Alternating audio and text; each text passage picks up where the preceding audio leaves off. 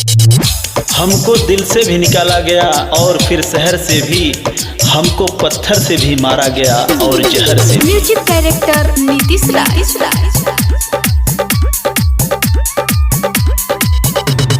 चंदा के जैसन लागे छो मुहवा तोहर गे, चंदा के जैसन लागे छो मुहवा तोहर गे।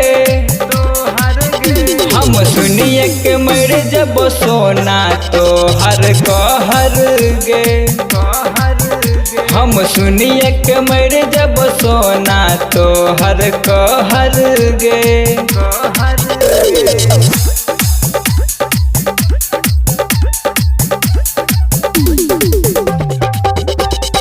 म्यूजिक डायरेक्टर नीतीश राज।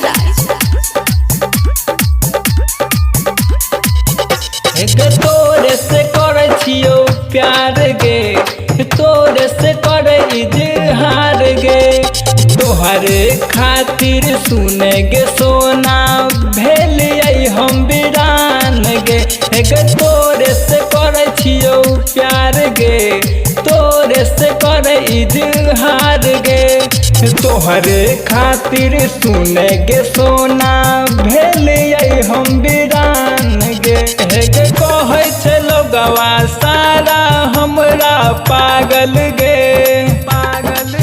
कहे छे लोगवा सारा हमरा पागल गे। हम सुनिए के मर जब सोना तोहर कहर गे, हम सुनिए के मर जब सोना तोहर कहर गे। अभी आप सुन रहे हैं सिंगर रमेश दीवाना की आवाज में। म्यूजिक डायरेक्टर नीतीश राज।